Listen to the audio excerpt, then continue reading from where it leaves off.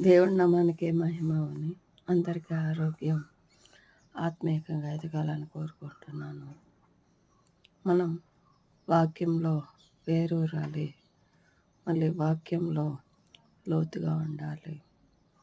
వాక్యంలో బలంగా ఉన్నప్పుడు ఎవరో పెకిలించలేరు మనల్ని.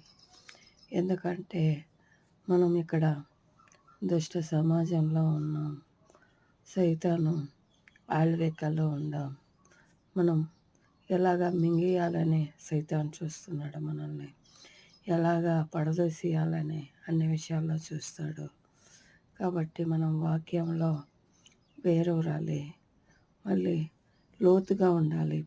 పైన ఉండకూడదు, వాక్యంలో లోతుగా ఉండాలి. ఎందుకంటే లోతుగా ఉంటే మనం పడిపోము.